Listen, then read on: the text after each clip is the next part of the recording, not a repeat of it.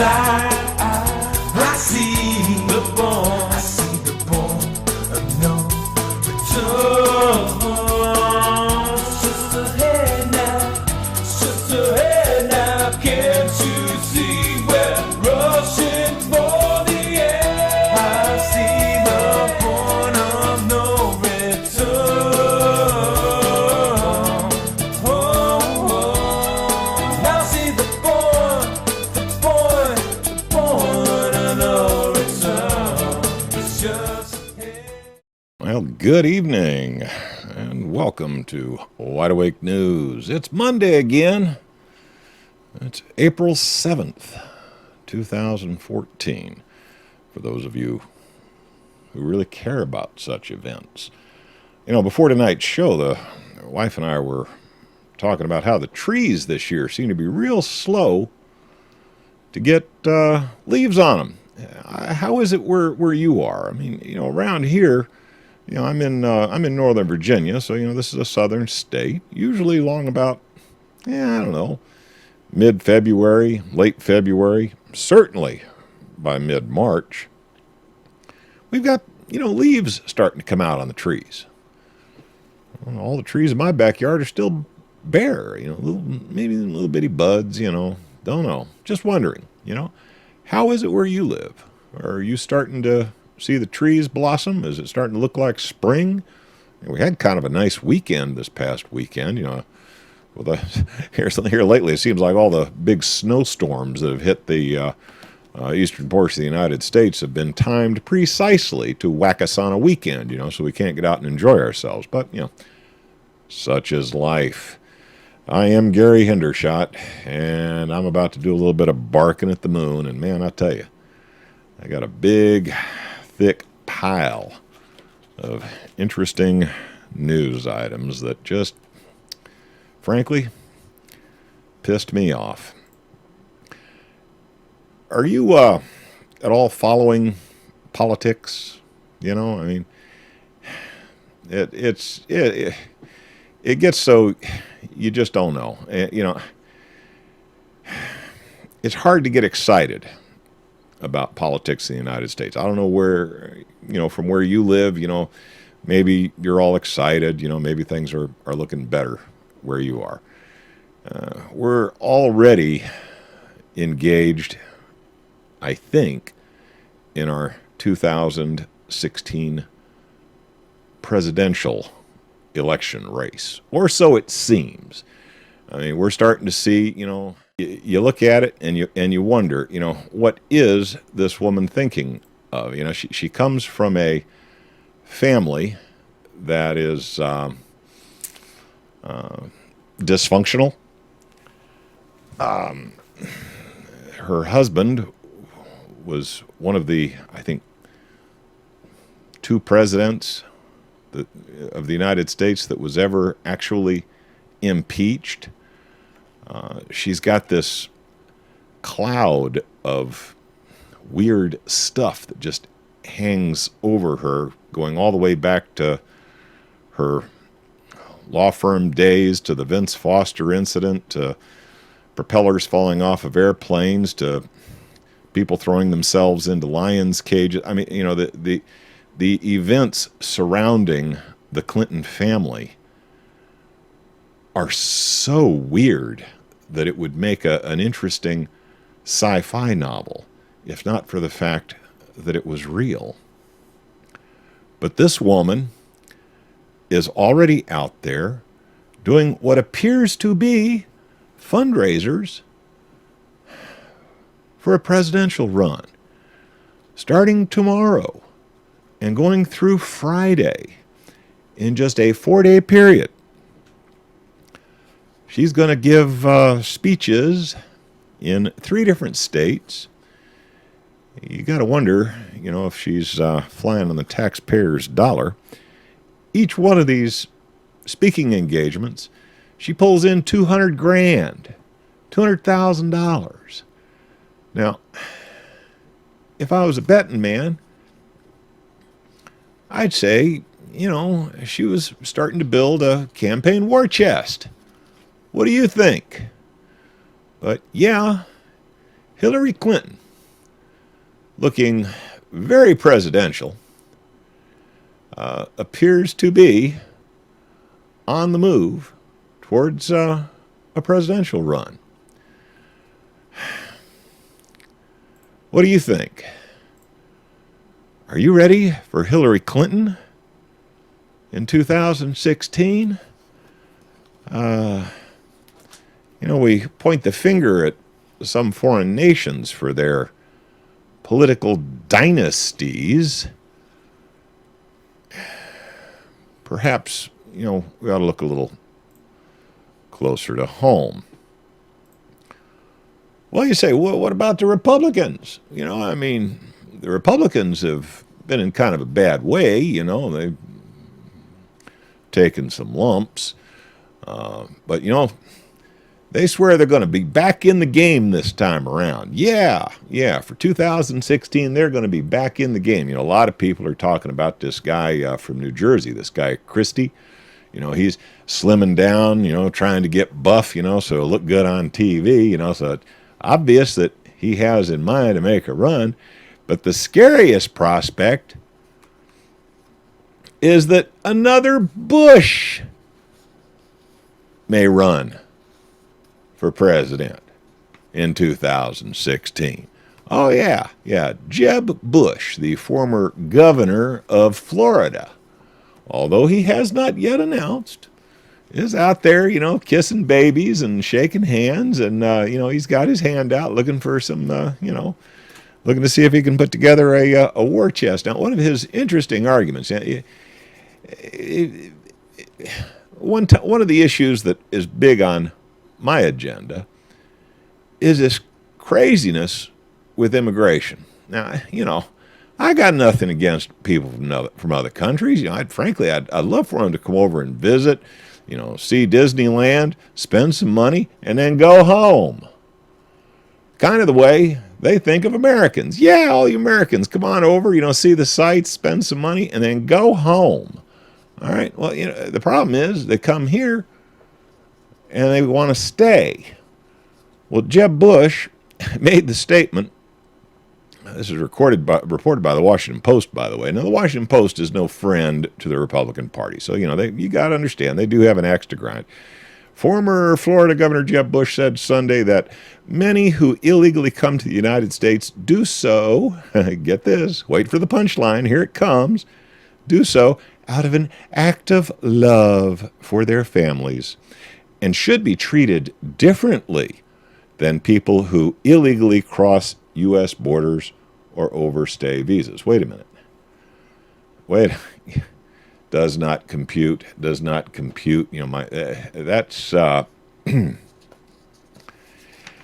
yeah. Jeb Bush. All right. Now let's just say it's 2016. And you walk in to cast your vote. You're a good American. You're going to do the American thing. You're going to go in there and you're going to vote. You're going to cast your vote for either Hillary Clinton or Jeb Bush. So you hold your nose. Well, a lot of people are still holding out hope that a acceptable third-party candidate will throw his hat into the ring. Let's face it. When the choice you're offered is between poo-poo and doo-doo, and you are forced to choose which one stinks the least, is that really casting a vote for anything? And they wonder why there is so little participation in the political process, why so many Americans just look at the elections and shake their heads and don't even bother. They stay home, sit on the couch with a beer, watching something on TV, hoping that maybe Superman or Green Lantern will come flying in to save them. Well, guess what, guys?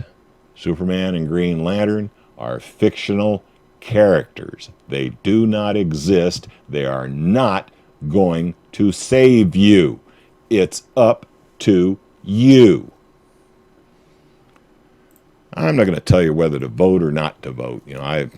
Believe me, I have heartburn every time I have to go in there and hold my nose and vote for the one that stinks the least. I come from a generation where, we were kind of taught, hey, it's your responsibility. You got no right to complain about government. You get what you vote for. Well, when all you have to choose from is poo-poo or doo-doo, you're going to have to scrape it off your feet regardless of which you voted for. Would be nice to have a choice of candidates, one of which I could vote for instead of voting against the worst of the evils. Politics in the United States. Yeah, you betcha. It's bullshit. But it is what it is. And for those of us who would like to pursue a peaceful means to change, it's about the only option we have. At some point, I fear some of us are going to look at the situation and come to the conclusion that there is no peaceful resolution. That, I fear, will be a sad day for all of us. A little bit of update on the mess in Fukushima. A couple of reports out that caught my attention. Japanese physicians. Now, keep in mind, as I read this article, keep in mind that the Japanese government basically passed a law not too long ago that made it a criminal act to talk bad about the nuclear industry, or they considered a matter of national security that you do not break bad on the nuclear industry or talk trash about Fukushima. It was mostly targeted at independent bloggers that were giving out just a little bit too much information. But now here comes the article. Japanese physicians, doctors, those guys in the white coats with the stethoscopes, link spike in cancer to Fukushima radiation. Now, this report came out of Natural News. Natural News has an axe to grind. Okay, they are definitely anti-nuclear, so you have to keep that in mind when you read anything from these guys. That doesn't mean the report is inaccurate.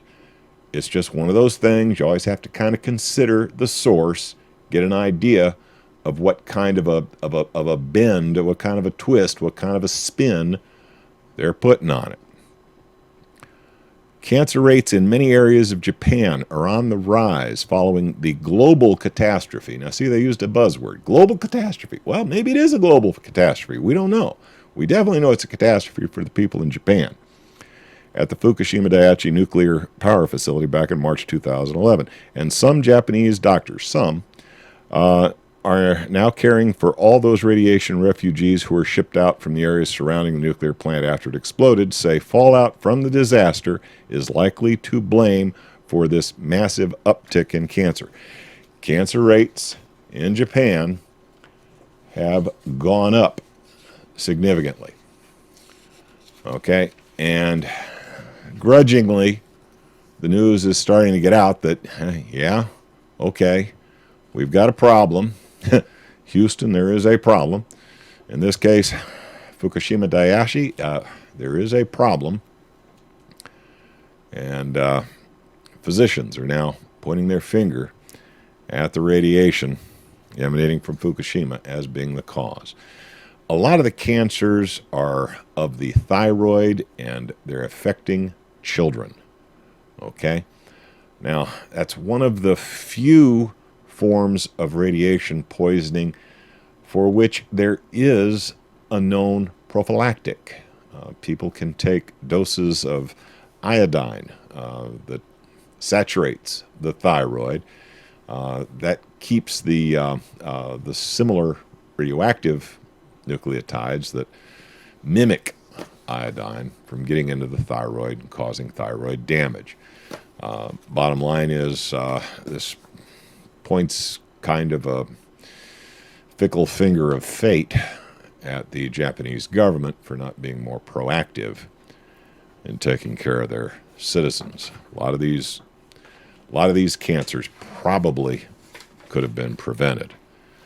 We just don't know. Suspect over the next few years it'll get worse. Now this one, this second article comes from ENE News, enenews.com. The headline is Marine Chemist, Highly Contaminated Waste Flowing in Aquifer Below Fukushima. Now, if you understand the geology of where Fukushima is built, it's built kind of at the bottom of a mountain range, and there is a rather large underground river, if you will, that flows right underneath this plant. Okay? It's called an aquifer. Okay? It's underground water that flows underneath this plant. The Daiichi plant sits just, almost at ocean level. It's a few yards above the ocean level, and it's built on fill dirt. Okay? This is just fill dirt. Now, to try and keep these blowed up reactors cool, they have been quite literally dumping tons and tons and tons of seawater into the remains of the reactors to try and keep those bad boys cool. That radioactive water emitted from the reactors and their attempts to keep them cool, much of it is collected in these tanks that I've got pictured over my shoulder for those watching the video feed. For those of you who don't know, a lot of the wastewater is collected and put in these huge tanks. Look like oil storage tanks, if you've ever seen an oil storage depot. But most of it just flows right back into the water and tends to make the earth that Daiichi sits on like a swamp. Then add to that this underground aquifer that rolls right underneath the plant. This is how the ocean, the Pacific Ocean, is becoming contaminated more and more every day. How long is it going to be before you can catch glow-in-the-dark salmon here in the United States? Hard to say, but it's not that far-fetched. There is a monitoring system being set up by amateurs out on the West Coast now. Keep your fingers crossed. Maybe we'll actually get some reporting from activists who will actually take the measurements and publish them. A job that should be done for our EPA, that we pay our tax dollars to provide us with environmental protection. But as we have found out over the years, the scariest words you will ever hear is, "Hi, I'm from the government, and I'm here to help you." Because I tell you, if the EPA knows what kind of radiation they're already seeing on the west coast of the United States, they sure as hell ain't telling us, are they? Something to think about next time you go to the sushi place and order your Japanese fugu. Are any of you out there still eating seafood coming out of the Pacific Ocean? It's kind of like, it's kind of like Russian roulette. You just don't know. You don't know. And it's hell if you got to go to the restaurant carrying a Geiger counter. But, may come to that at some point in the future. Have to go to the grocery store with a Geiger counter to make sure that the fruits and vegetables you're buying, grown on the West Coast, aren't contaminated with something. Life in the 21st century. And here you thought it was going to be like Star Trek. Well, if I timed that right, I should be hearing the music just about now.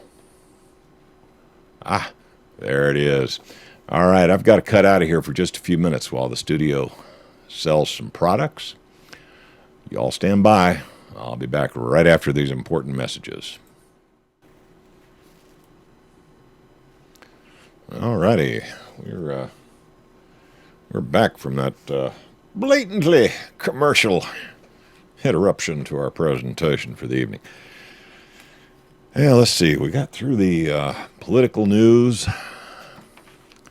We got through the Fukushima update. If I said the Supremes, a lot of you old guys out there get the idea of some really hot-looking black chicks from Motown singing some tunes, man. Those were some babes, and they did. Oh man, yeah. But in this context, the Supremes I'm going to discuss is the Supremes of the Supreme Court. Yeah. The Supreme Court is supposed to be the last say on protecting the Constitution of the United States. I mean, that was their job. That's what they were intended to do. Well, this week the Supreme Court popped up in the news three times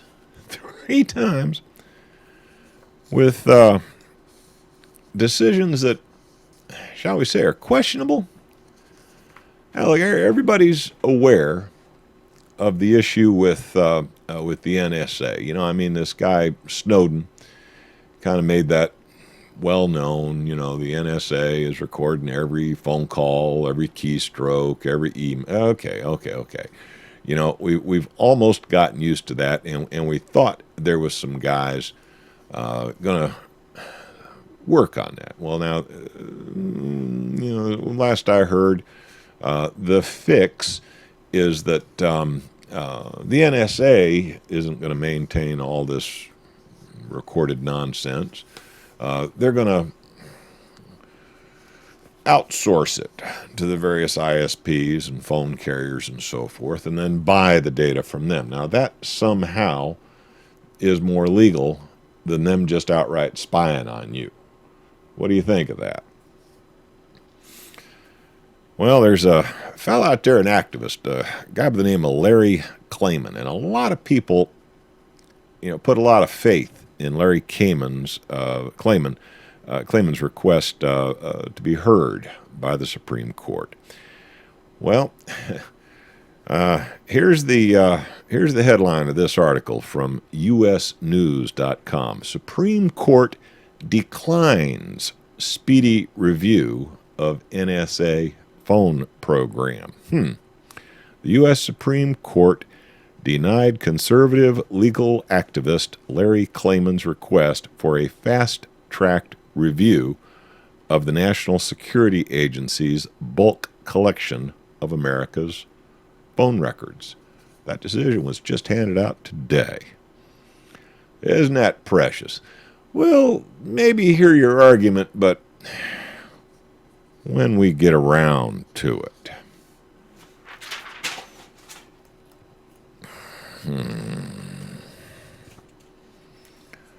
How about this one? Now, I tell you, I just missed this one last week. This right after my Monday broadcast last week, this one came down. And I'm sure a lot of you out there have already heard about this one, but it deserves to be repeated. Now, it's been an ongoing theme in U.S. politics that our government has become run by the money. This is no longer your government. This government is the best government money can buy. And the Supreme Court made a decision recently that puts it right in your face. So yeah, Joe American, you had best just get used to it, because the Supreme Court has lifted a ban on aggregate campaign contributions. Huh? Aggregate campaign contributions? Well, that's a bunch of gobbledygook. What the hell does that mean? What that means is money talks and bullshit walks. If you got the money, you can buy all the politicians you want, according to our Supreme Court. Yeah, that's your Supreme Court. Yeah, those guys that are supposed to, protect you from government abuse and enforce the Constitution. Yeah. Ah, boy. Washington, the Supreme Court took another step Wednesday towards giving wealthy donors more freedom to influence federal elections. The justices ruled 5-4 in a decision written by Chief Justice John Roberts that limits on the total amount of money donors can give to all candidates, committees, and political parties are unconstitutional. So now it has been declared by our Supreme Court, yeah, the Supremes, that it's legal to buy the U.S. government. What do you think of that? Is that cool with you? Is that the way you thought it was supposed to be? When you were taking civics back in high school, is that how they told you it was supposed to work?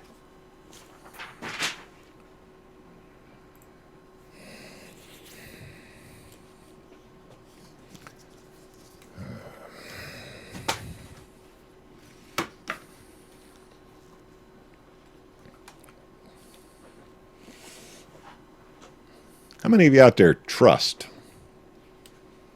the news provided by CNN? Huh? What's these hands? How many of you out there trust the news that you see on MSNBC? Any hands? Anybody? Well, how about the old media? How about the paper media? How about the New York Times and the Washington Post? Y'all trust what you read in the Times? Y'all trust what you read in the Post?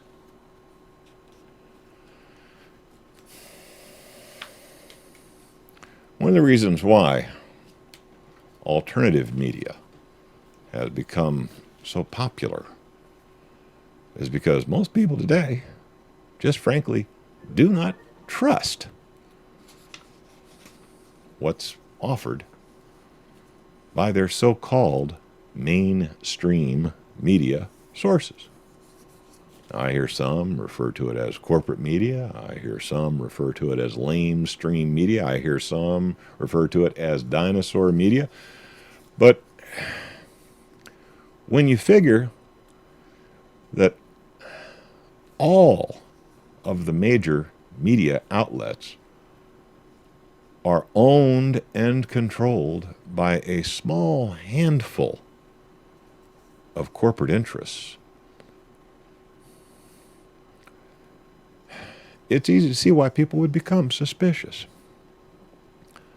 But if you're a researcher and you're trying to research an article that was in the news, say, a few years ago, say maybe 10 years ago or 15 years ago or 20 years ago, you would think that you'd be able to search, say, the New York Times on their website, find that article way back when on NewYorkTimes.com or whatever, and trust that what was in that historical representation is what your research will turn up. This article from electronicintifada.net, the New York Times rewrites peace process history to make it more balanced. There used to be a guy named James Baker who, out of frustration, testifying in front of Congress, took Israel to task. The New York Times decided to rewrite that historical episode to take both Israel and Palestine to task for their failure to come to a peace agreement. And I'm hearing the music. I got to slip out of here for just a few minutes. I'll be back right after these important commercial announcements. All righty, we're back from that break. Let's see here. Yeah, I was talking about, the New York Times. Now, most people would agree that, the corporate media out there pretty much toes a corporate line. Now, you got these fake liberals and these fake conservatives who go into these, World Wrestling Federation style debates about, this topic or that topic that really have nothing to do with anything, but they're intended to distract and make it appear that they're presenting both sides of the argument. But when you start changing historical facts, when you start rewriting history, that takes it to a whole new level. But that's exactly what the New York Times is doing.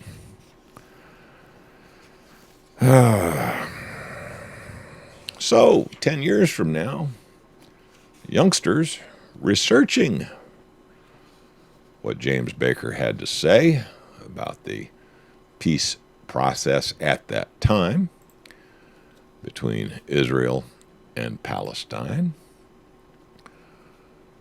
will be led to the conclusion that, well, the government's point of view at that time is that both Israel and Palestine were intransigent and would not come to the table and bargain in good faith, when in fact what Baker said was, Israel, when you're serious about negotiating, please call us. Until then, I'm out of here.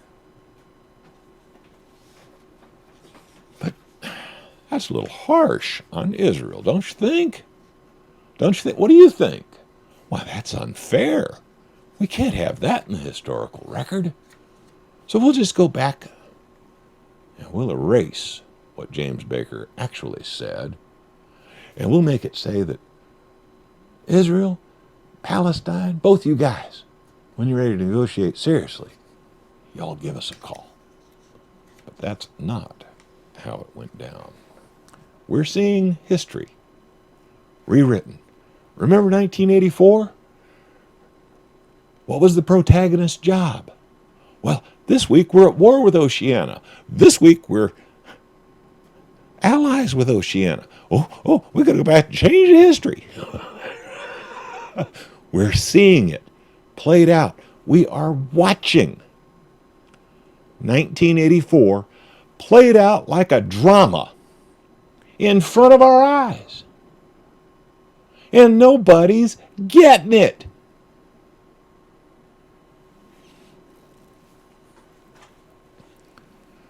Some say George Orwell was an insider. He was one of those Illuminati guys. He was worshiping the devil and eating babies and all that. I don't know.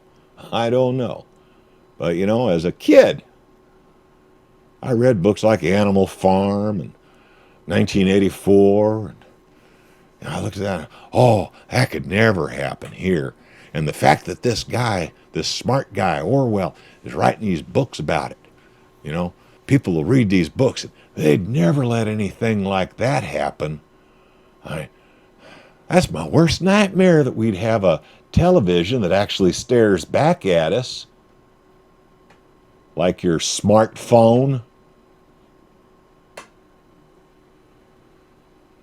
Think about it. Was that guy an insider who was just giving us all kinds of clues about what they had in mind, what they had planned? Or was that guy, a modern-day Nostradamus who had a really clear crystal ball? You consider the issue. Make up your own damn mind. But I think if you look at it closely, you'll agree with me that we are headed down all too close a path to some of the scariest sci-fi novels written in the early part of the 20th century.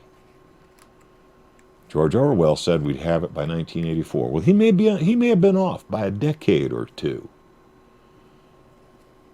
But if you look around, I think you'll agree we're scary, scary close to being there.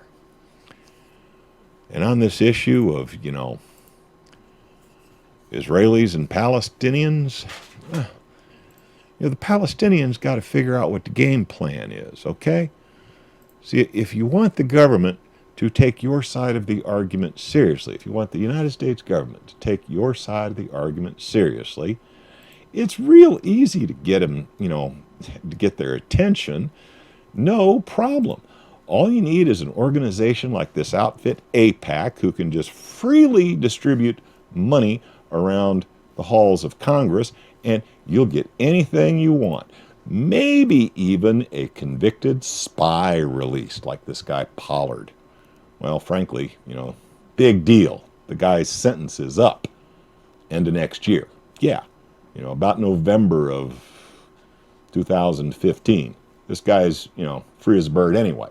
He got a 30-year sentence for his spying crimes, given, super secret information to Israel, who promptly sold it to Russia and China. That's neither here nor there. The guy has served his time. At this point, I guess if Obama wants to let him out a year early, big deal, okay? He's an old geezer at this point.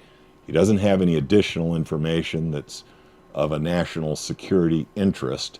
If they decided that, a lot of people would have said, should have just lined him up against a wall and shot him. The guy is a U.S. citizen who gave secrets that he gained through his employment with naval intelligence.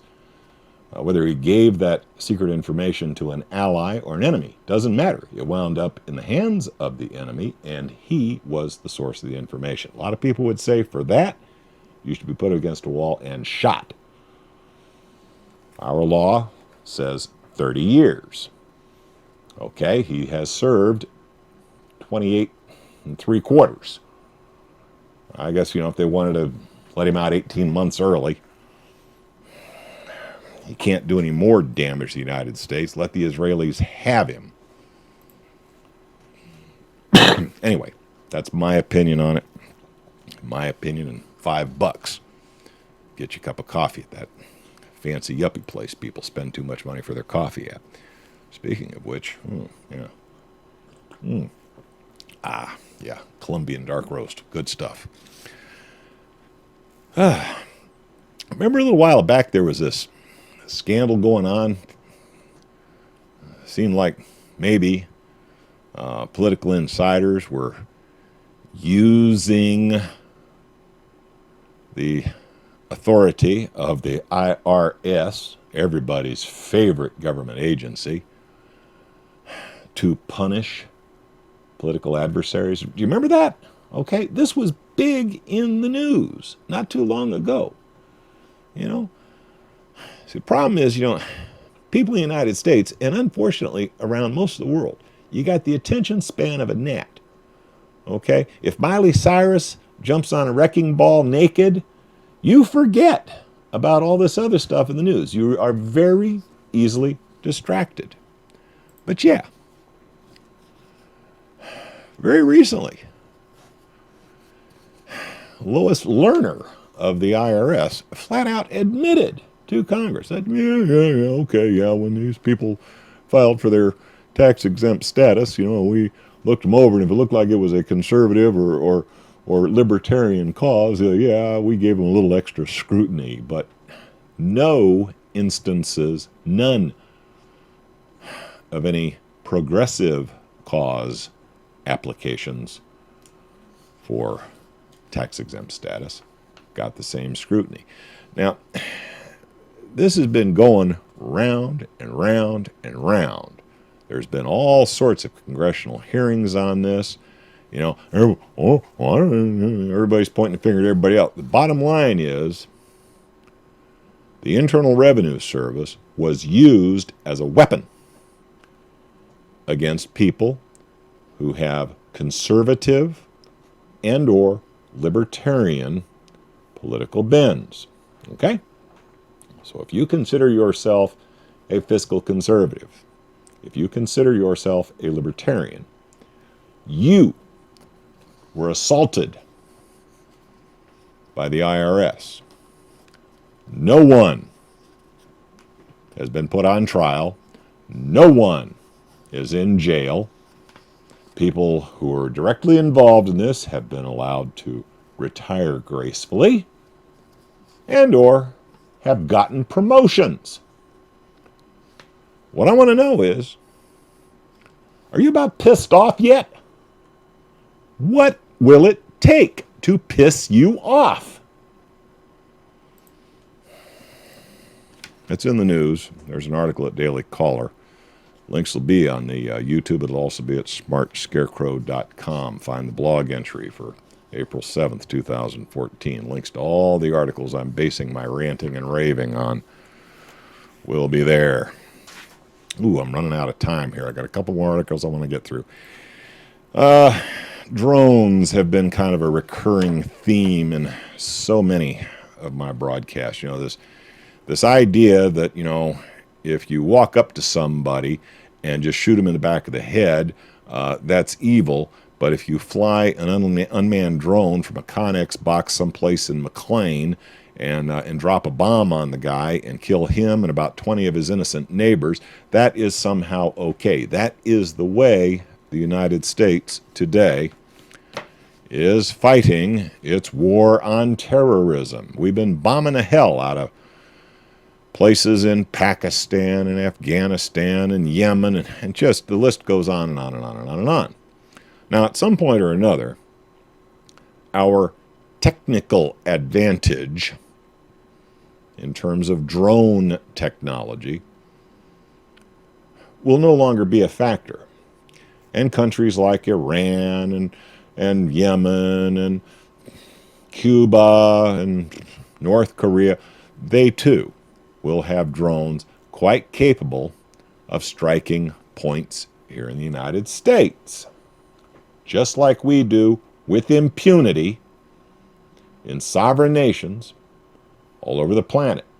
Now, that guy sitting next to you on the park bench might be a terrorist. You don't know. You're just sitting there having your coffee and reading the New York Times, right? How'd you like to be collateral damage when somebody decides to shove a Hellfire missile up that guy's butt? What do you think? Well, yeah, a lot of the folks in Pakistan got a little frustrated by it. They decided to do something. So some Pakistani artists have put a big mural of a child outside their village to remind the drone pilots what's at stake.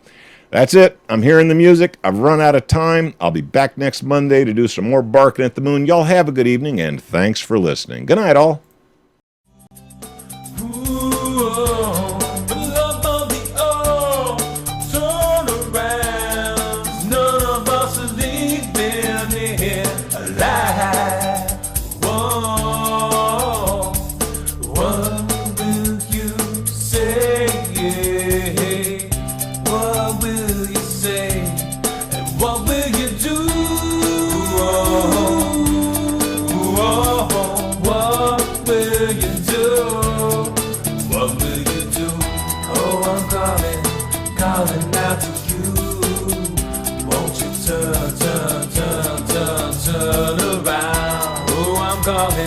Calling out to you, won't you turn